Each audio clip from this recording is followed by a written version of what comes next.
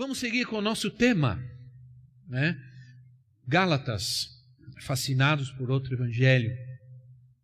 E hoje nós vamos falar sobre a batalha da carne contra o espírito.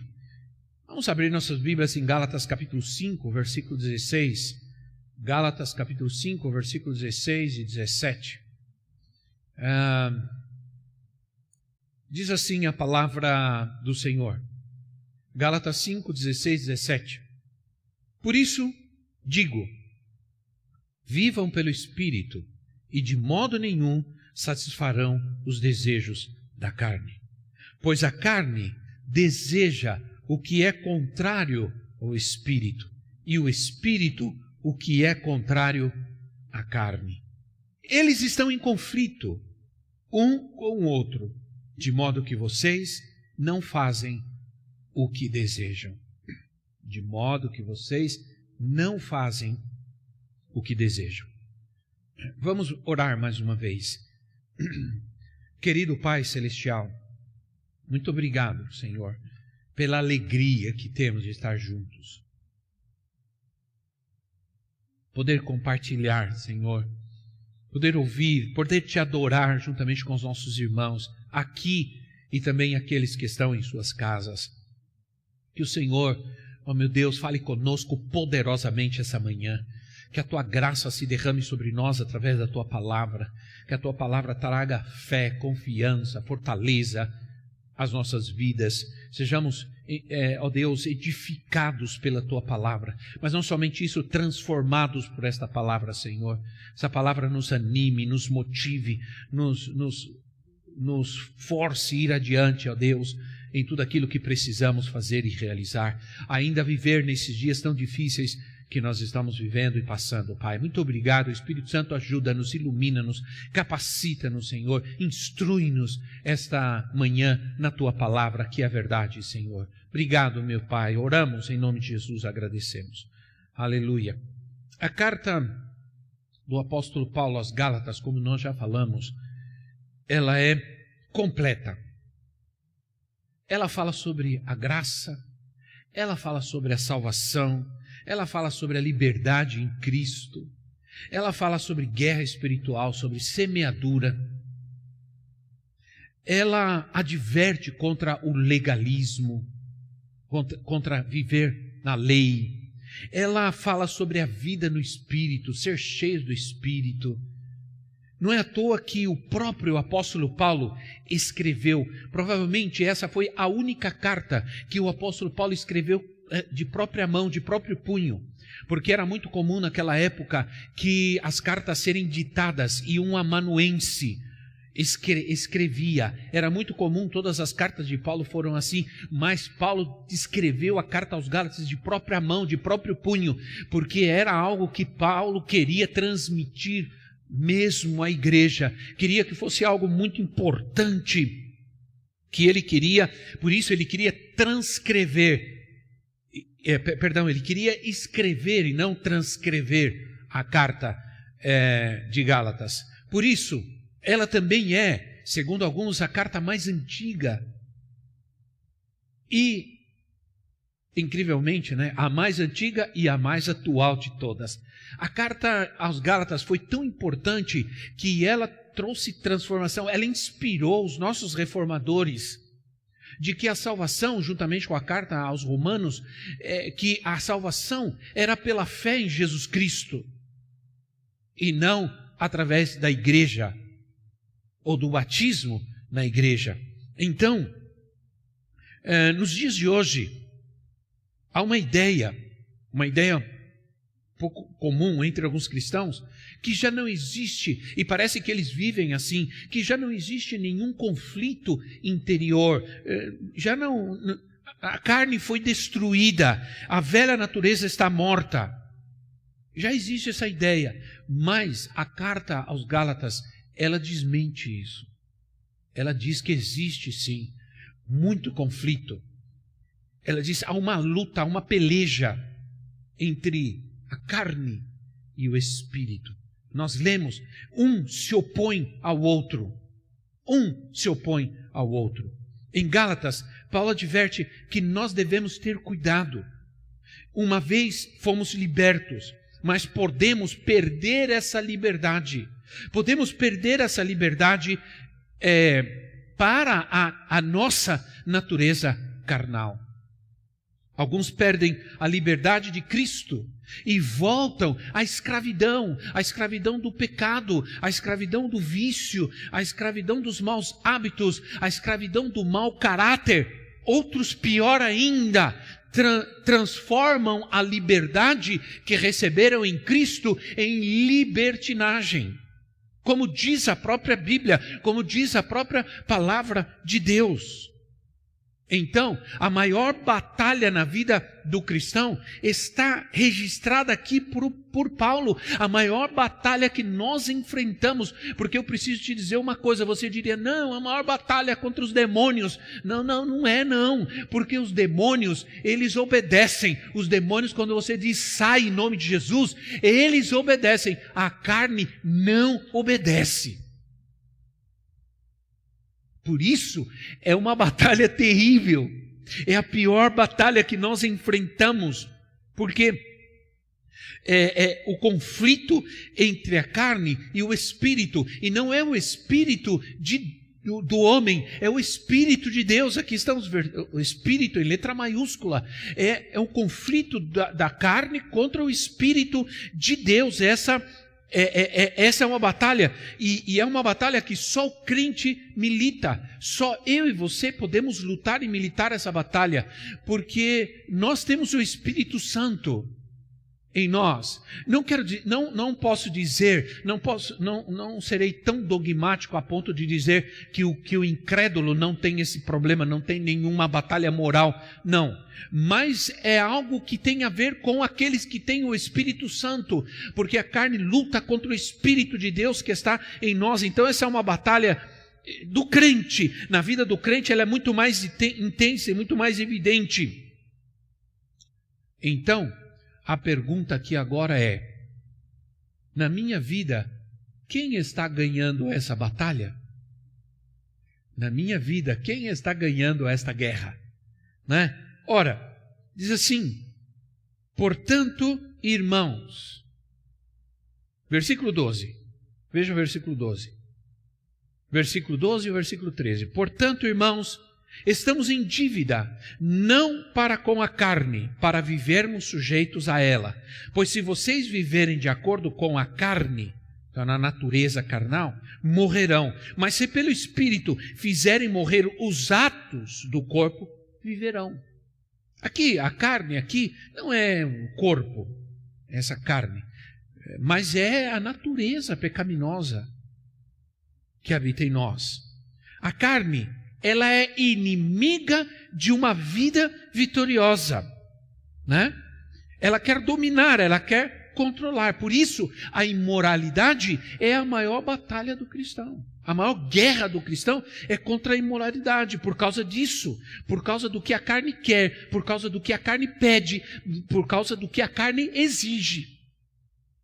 É uma luta, é uma guerra. A batalha entre a carne e o espírito tem a ver com quem vai mandar em nós. Quem vai mandar em nós? Quem vai ser o chefe? Então, quem está influenciando nossas decisões? Quem está inflando nossas conversas? Quem está inflando nossas conversas? Quem maneja as nossas emoções? Quem está manejando as nossas emoções?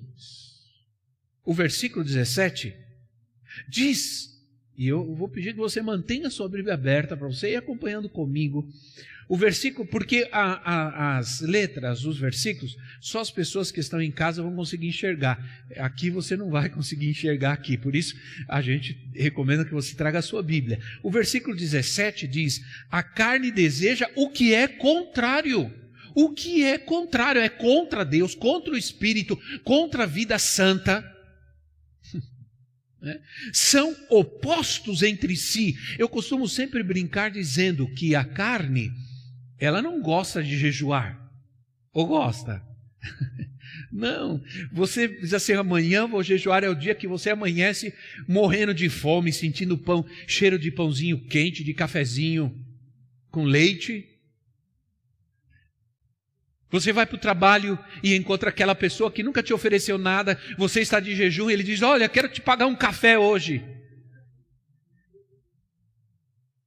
Você está em jejum e aquela pessoa que nunca te deu nada, nunca te ofereceu nada. Ou eu senti que quero pagar o teu almoço hoje. Sentiu de Deus que não foi.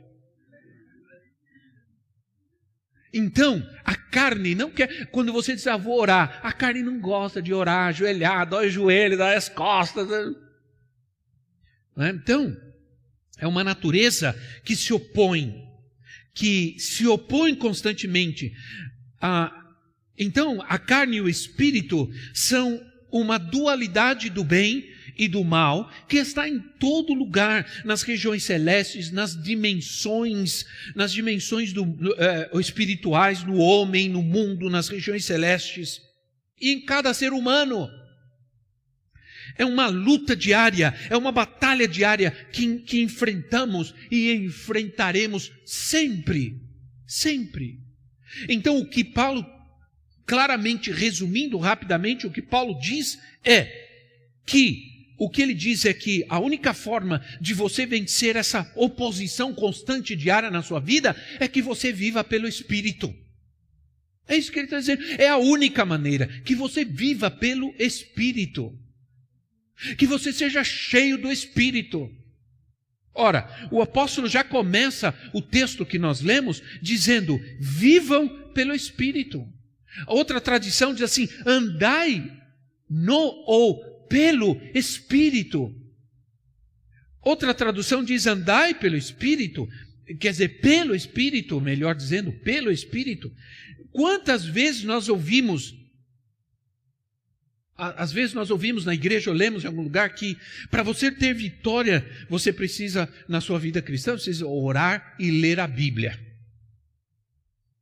E isso é verdade, mas não é toda a verdade. Lembra disso? Isso é verdade? É, mas não é toda a verdade. Ora, orar e ler a Bíblia é importante para a vida cristã, é fundamental para a vida cristã. Mas o que o apóstolo está dizendo aqui é: você precisa mais do que isso, mais do que orar e ler a Bíblia, para vencer os apelos e para vencer os desejos da sua natureza pecaminosa. Você precisa mais do que isso. Você precisa do Espírito Santo. Você precisa ser cheio do Espírito Santo. Você precisa andar no Espírito, ter comunhão com o Espírito Santo, andar com o Espírito Santo, levantar de manhã com o Espírito Santo, deitar à noite com o Espírito Santo, andar com Ele todo dia. É isso. O texto aqui fala sobre o Espírito Santo, quero enfatizar, Espírito Santo, não o Espírito do homem. O Espírito Santo é uma pessoa verdadeira, é uma pessoa divina. Essa comunhão, essa vida com o Espírito Santo é que faz a diferença entre uma vida na carne e uma vida espiritual, entre o crente carnal e o crente espiritual, aquele que anda carnalmente, aquele que anda no Espírito. E nenhuma prática religiosa, presta atenção, nenhuma prática religiosa substitui isso. Porque orar, ler a Bíblia, ir à igreja, pode se tornar apenas uma prática religiosa na nossa vida. Nem todo mundo que ora, lê a Bíblia e vai à igreja é espiritual, sabia disso? Mas aquele que está cheio do Espírito Santo, sim. Preste atenção. eu não estou dizendo que não ler a Bíblia, que orar, ler a Bíblia, ir à igreja é algo que você não deve fazer de forma nenhuma, ao contrário. São coisas extremamente necessárias, mas há uma plenitude de vida espiritual, né? Todo cristão tem o Espírito Santo, mas nem todos estão vivendo esta plenitude de vida, de dons do Espírito Santo. Ora, isso é porque há coisas carnais, infelizmente, que precisam ser deixadas, que precisam ser abandonadas. Se nós não renunciarmos certas coisas, se não sacrificarmos certas tendências, dificilmente viveremos a plenitude do Espírito. Há um esforço a ser feito, há uma dedicação que devemos empreender em vencer aquelas coisas que renunciar, sacrificar. Ora, no versículo 24, você está com a sua Bíblia aberta, diz assim: os que pertencem a Cristo Jesus crucificam a carne com as suas paixões e os seus desejos. Crucificam. Ora, literalmente, Paulo está dizendo que devemos pegar a nossa carne, nosso ego rebelde, nossa vontade carnal e pregar na cruz. Aqui, a cruz não é o contrário daquela, né, da que Jesus fala, que devemos carregar. Aqui não é um peso, um preço, uma carga, não. Aqui é morte mesmo. Aqui é morte mesmo. É lugar de morte, onde deve estar a nossa carne, carnalidade, um lugar de morte. Crucificado.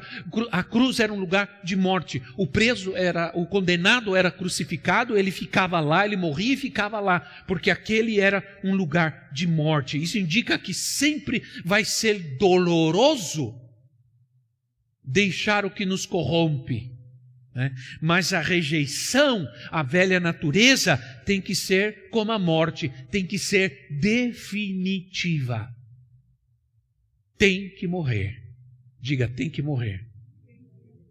Ok. Ora, por isso Paulo usa a cruz, né? Era um lugar onde o criminoso era crucificado, dali ele não saía mais. Era deixado ali para morrer. Em Colossenses, no capítulo 3, no versículo 3, Colossenses 3:3, Paulo diz assim: que morremos e agora a nossa vida está escondida com Cristo em Deus. Morremos e a nossa vida está escondida com Cristo em Deus. Um morto, ele não reage a nenhum estímulo externo. Morto não deseja nada, morto não tem vício, morto não tem manha. Morto, ele não responde a nenhum estímulo externo. Um morto não deseja nada, não quer nada. Assim o Senhor nos quer com relação ao pecado. Com relação ao pecado, assim que Ele nos quer. Com relação às coisas do mundo, Ele quer que a gente morra desta maneira, né? Então, irmãos, é nesse sentido que o Senhor disse que devemos tomar nossa cruz, para que possamos segui-lo realmente. Aqui ele fala sobre a renúncia, não renúncia das coisas boas da vida, como muitos pensam que o cristianismo é. Renunciar às coisas boas da vida, deixar de aproveitar a vida, não. Mas está falando dessas deficiências morais, né, e de caráter, que muitas vezes nos custa, e é para nós muito difícil nos desfazer delas. Interessante, uma das coisas que Paulo critica aqui em Gálatas é justamente a ideia de que a lei, com as suas exigências, não poderia santificar o homem. Então ele diz assim: há uma lei que não faz nada por você, e a única lei que pode destruir, porque uma lei só pode ser destruída por outra lei. Quando existe uma lei e aquela lei não está funcionando, ela precisa ser revogada, ela só pode ser revogada por outra lei. Então Paulo diz assim: se você andar pelo Espírito, ele diz, a lei do Espírito de vida é a lei que pode te libertar da lei do pecado e da morte. A lei do Espírito da vida, é que vai te libertar da lei do pecado e da morte. Se você andar pelo Espírito, você não será dominado, você não será escravizado, você terá a liberdade que Cristo te deu, se você andar no Espírito. A liberdade fomos chamados, disse o apóstolo Paulo. Ora, então ele diz, andar no Espírito é ser guiados, andar, fala de vida diária, fala de atitude, comportamento. Versículo 25 diz assim: se vivemos pelo Espírito, andemos também pelo Espírito. Se dizemos temos o Espírito, devemos andar, devemos ter vida no Espírito, atitude no Espírito, comportamento no Espírito. Ora, se não, só dizemos, mas não vivemos, não andamos. O versículo 18 diz assim, mas se vocês são guiados pelo Espírito, não estão debaixo de nenhuma lei mais, porque a lei do Espírito da vida está sobre você. Já não existe uma lei que vai te escravizar, que vai te dominar, que vai controlar a sua vida. Hoje as pessoas estão cheias de leis. O que a gente mais ouve hoje é a lei tal, rompeu a lei tal, quebrou a lei tal, estão destruindo a lei, estão... Né? Ora, o Espírito guia, mas somos nós que andamos. O Espírito guia, mas somos nós que vivemos. Isso é, Deus não quer viver uma vida por nós, Ele não quer tirar nossa liberdade nem a nossa identidade.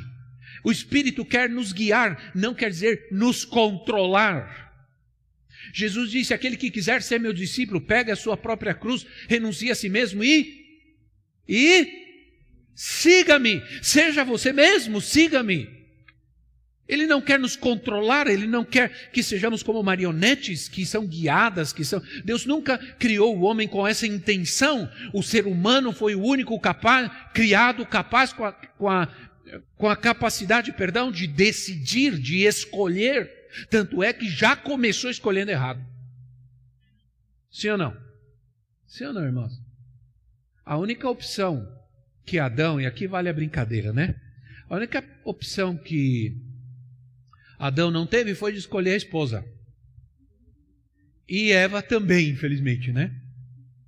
Eva também. Ok? Porque Deus trouxe, essa daqui é a sua esposa, morreu o assunto. Não tem outra? Adão certamente olhou para gorila, não gostou muito. Olhou para elefante e disse, muito grande. Olhou para girafa, pescoçuda demais. Diz a Bíblia que não se achou para Adão alguém semelhante, o mesmo gênero, porque gênero não é sexo, gênero é gênero humano e gênero animal. Essa coisa de dizer que gênero é sexo, isso não existe, entende? Então não se achou para Adão, provavelmente deram uma procurada, mas não deu certo. Aí Deus vem e traz a Eva, que linda que ela era, linda demais, não tinha outra, né? Então diz a palavra de Deus que andemos pelo Espírito, seguimos as orientações do Espírito, Ele nos ajuda em nossas dificuldades, Ele nos capacita para uma vida melhor, para tomar decisões melhores na nossa vida. Nem sempre vamos conseguir, Ele está conosco, não nos abandona. Nós pisamos na bola, nós vamos pisar, nós vamos cometer erros, nós vamos falhar, com certeza todos nós, cada um de nós, mas Ele não nos deixa, Ele não nos abandona. É caminhar livremente? Sim, é caminhar livremente de acordo com o propósito do Espírito, a vontade do Espírito. A palavra andar é a mesma do versículo 16, que aqui do versículo 18, do versículo 25, perdão, é a mesma palavra, né? Quando sou dirigido pelo Espírito, ora, andar em liberdade, quando sou dirigido pelo Espírito, não tenho opção. Eu vou obedecer, eu vou perdoar, tenho que amar a quem Deus ama mesmo que eu não consiga amar. Andar no Espírito me ajuda a amar a quem Deus ama. Ah, mas esse irmão, essa irmã, mas Deus ama. Não é uma boa resposta que você dá para alguém que vem, esse irmão não aguenta, esse irmão não tem paciência com esse irmão, não tem. Deus ama. A minha sogra, Deus ama. Então, o que nos ensina Gálatas é que nós vamos poder vencer as obras da carne. Nós vamos poder vencer essas concupiscências, esses desejos que são contrários ao Espírito de Deus que habita em nós. Ora, versículo 19, do versículo 19 ao versículo 21, vamos continuar lendo, Gálatas 5, 19 a 21, diz assim: ora, as obras da carne são manifestas: imoralidade sexual, impureza e libertinagem, idolatria e feitiçaria, ódio, discórdia, ciúmes, ira, egoísmo, dissensões, facções, inveja, embriaguez, orgias e coisas semelhantes. Se você acha que a lista é grande, ainda tem muito mais coisa ainda. E coisas semelhantes. Paulo começa dizendo assim: as obras da carne são manifestas, isso é, se pode ver, são coisas que você vê, que você sabe que estão acontecendo, são reais, são vistas, são conhecidas, como diz outra versão. As obras da carne são conhecidas. Logicamente eu não vou poder falar sobre cada uma, o que elas significam, uma por uma, mas vamos mostrar como se divide. E é interessante que você tem obras da carne, versículo 19 a 21, e obras do Espírito, fruto do Espírito, versículo 22. E todos eles são divididos em grupos, né?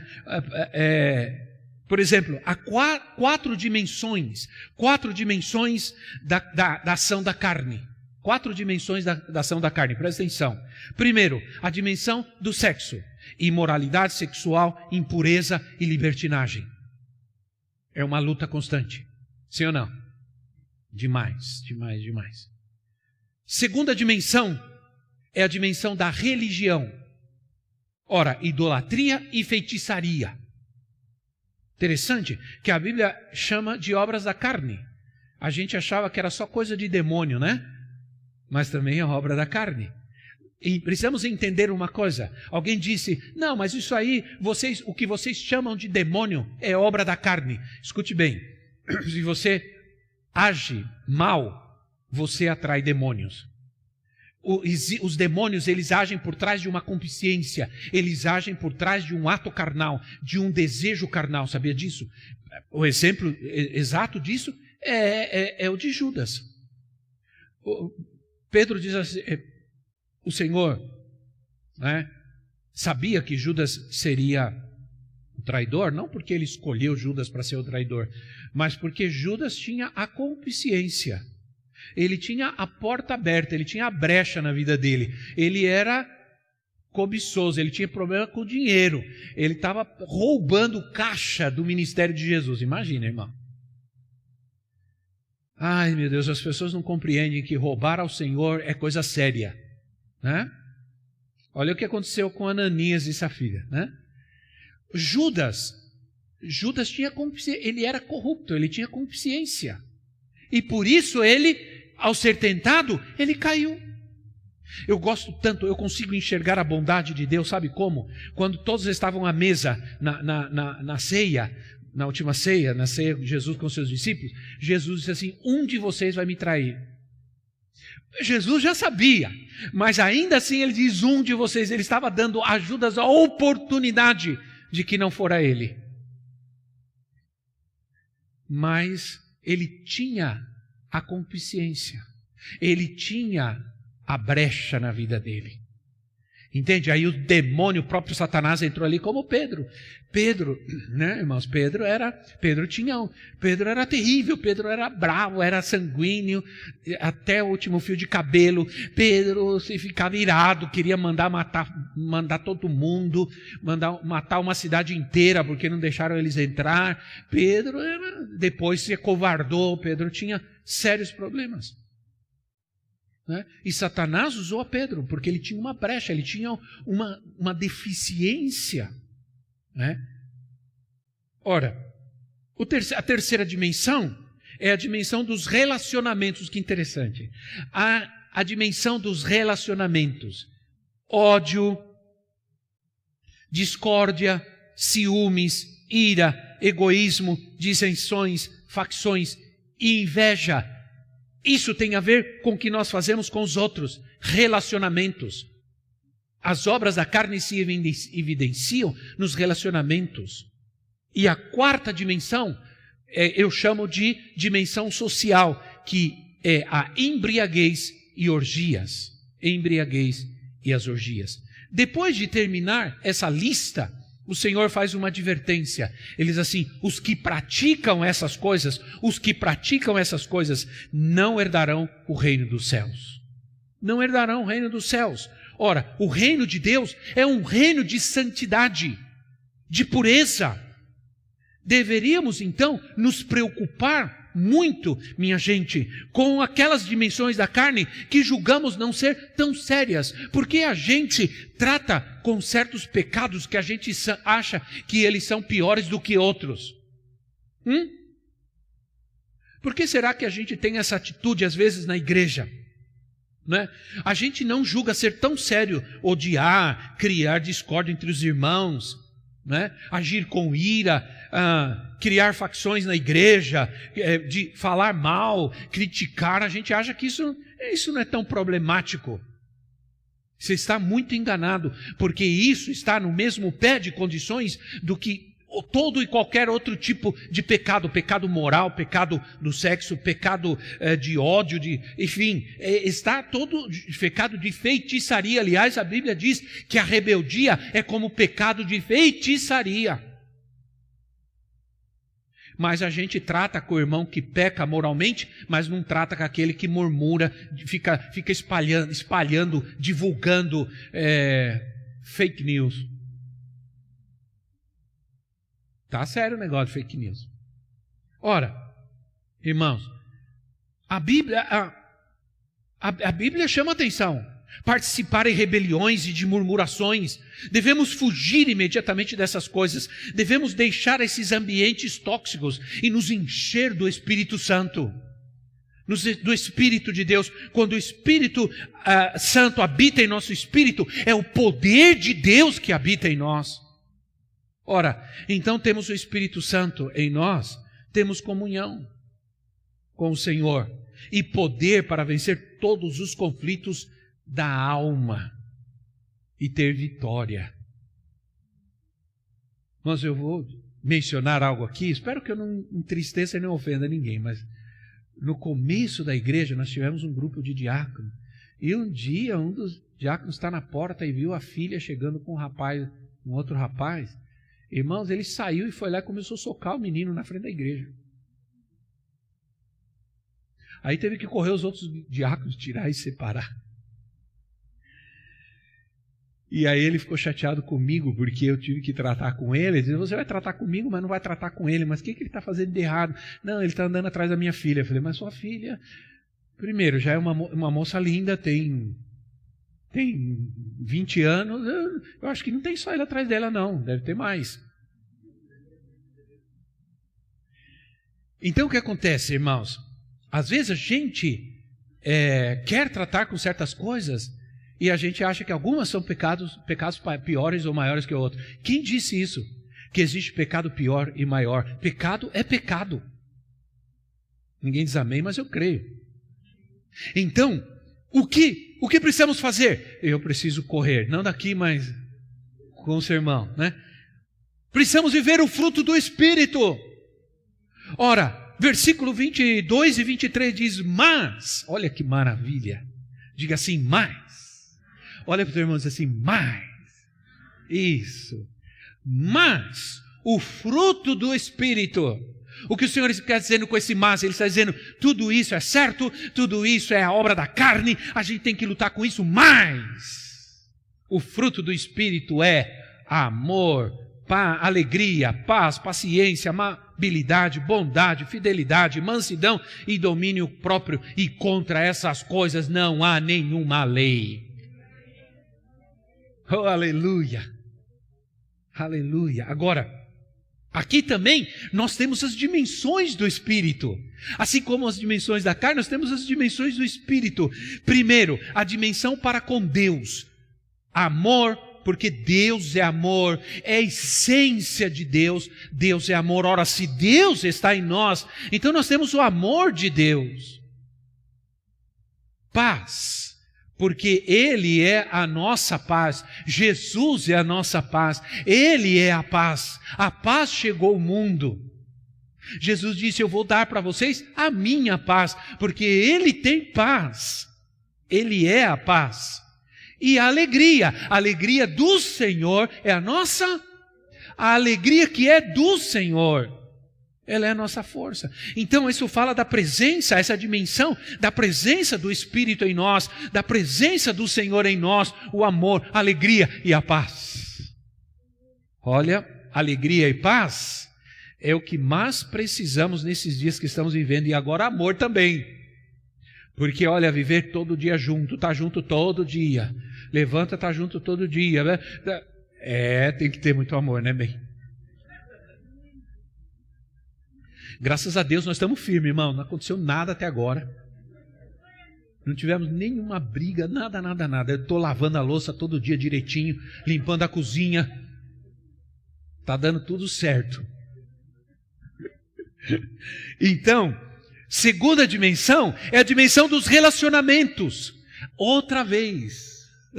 Olha, então, está percebendo? Relacionamentos na carne, relacionamentos no espírito. Qual é a diferença? Olha, enquanto lá diz ódio, discórdia, aqui diz paciência, amabilidade, bondade, mansidão. Ai. São atitudes que devemos ter para com o próximo, para com os outros. Aquele que vive, só aquele que... Olha, irmãos, às vezes não tem jeito, é só pelo Espírito Santo que a gente consegue ter paciência. Ser amável, longanimidade. Sabe o que... Eu gosto dessa palavra, eu sempre falei sobre ela, ela faz parte da minha vida. Eu aprendi muito com essa palavra. A palavra longanimidade é a palavra no grego macrotúmia. Macro, sabe, macro significa grande, extenso. Macro, e túmia significa paciência.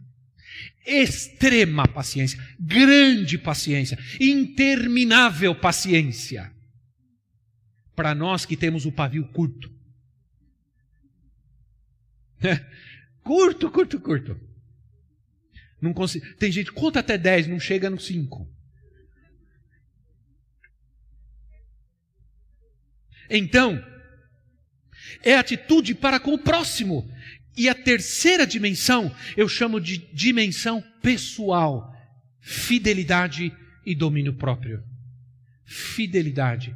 Devemos ter fidelidade com Deus, mas fidelidade uns com os outros também. E domínio próprio, que fala de controle, ser controlado. Ah, meu Deus! Há muitas áreas da nossa vida que nós precisamos deixar o Espírito Santo nos ajudar, porque não temos controle. E você sabe que o mundo sabe disso, por isso o mundo está aí, as propagandas estão... Olha, você está no Instagram, você está nas redes sociais e você está lá vendo alguma coisa e propaganda, assim ou não? Agora é propaganda carro. Porque eu não sei, ou eles estão querendo vender carro, ninguém está comprando carro, não sei o que está acontecendo. Eu só sei de uma coisa, eles sabem que existem pessoas que não são controladas, que elas são descontroladas. Graças a Deus que eu moro num lugar que ninguém mais bate na porta vendendo nada. Bom, a gente não tem esse problema, mas a televisão sabe, existem canais que só tratam de vender coisas que você não precisa, mas eles dizem, você precisa disso, e você olha e fala, preciso mesmo. Entende? Então, sem o Espírito Santo em nós, guiando-nos, andando lado a lado com Ele, nós não podemos jamais viver essas poderosas dimensões de vida que estão aqui. Sem o Espírito Santo guiando-nos, dirigindo-nos. Contra essas coisas não há lei. Se vivermos isso, nada pode nos deter, nada pode destruir nossa vida, nossas relações, nosso casamento, a igreja. Porque pode haver lutas, dificuldades, mas sempre haverá perdão. Aleluia. Quero terminar dizendo algo. Não é à toa que na lista do fruto do Espírito começa com o amor. Começa com o amor. O amor é inevitável. Ele é inabalável. Ele é indestrutível, porque Deus é amor. O amor é a maior de todas as virtudes. Se nós vivemos o amor, nós vamos evitar muitos problemas. Muitos. O amor é o vínculo da perfeição. O vínculo perfeito que vence todas as coisas. Eu quero dizer, irmãos, que eu amo todos. Amo todos vocês aqui, todos aqueles que estão nos ouvindo. Eu amo vocês. Eu nunca quis impedir que você viesse ao culto, de forma nenhuma. Não fala isso porque eu amo vocês. Né? Um homem chamado, e eu vou terminar com isso, William Barclay. Ele disse assim, vou ditar para você essa frase. Quem vive o amor de Deus não se importa com o tratamento que recebe do seu próximo, nem com a natureza dele. Não se importa com as atitudes do próximo para com ele. Nunca procurará outra coisa a não ser o bem do próximo, o melhor para ele. Quantos problemas evitaríamos? Quantas dores e decepções sofreríamos se nós amássemos com o amor de Deus? Vamos orar para que o Senhor nos encha do seu amor e permitir que Ele permeie as nossas relações com o fruto do Espírito, com a bênção do Senhor, em nome de Jesus. Vamos orar. Fique em pé no seu lugar. Bendito Deus, eterno Pai, glorificado e exaltado seja o teu santo nome, Senhor. Te agradecemos pela tua palavra. Te pedimos em nome de Jesus que o Senhor nos ajude esta manhã a compreender, a entender, a ver, a enxergar as nossas deficiências, as nossas debilidades, as nossas fraquezas, Senhor, e ajuda-nos a vencer, Espírito Santo. Vem sobre nós, enche-nos da tua graça, da tua presença, da tua glória, da glória de Deus, para que possamos ser cristãos cheios do Espírito Santo, meu Pai. Gente vitoriosa, gente que não negocia sua liberdade em Cristo, gente que crê que mesmo falhando, caindo, sofrendo, o Senhor nos levantará e nos manterá em vitória. Obrigado, Senhor, te agradeço, eu oro por cada irmão que está aqui, oro por todos esses homens, mulheres de Deus, casais, jovens que estão aqui, em nome de Jesus, meu Pai. Não podemos colocar nossas mãos sobre eles, mas os teus anjos estão, o teu Espírito está indo agora em cada lugar, em cada cadeira, tocando, ministrando, trazendo a paz, a cura, a libertação, a alegria. Em nome do Senhor Jesus, visita aqueles que estão nas suas casas, Pai. Traz a tua paz, traz a tua presença agora em cada lar. Nessa casa agora a luz de Cristo resplandeça em nome de Jesus, trazendo a tua paz, trazendo a tua cura, a tua libertação em nome de Jesus. E toda a ira, confusão, divisão, facção, vai embora agora, sai agora em nome de Jesus deste lugar, sai desta casa agora em nome de Jesus, que venha a paz, que venha a alegria, que venha a bênção de Deus, em nome do Senhor Jesus. Aleluia, aleluia. Eu oro. Glória a Deus.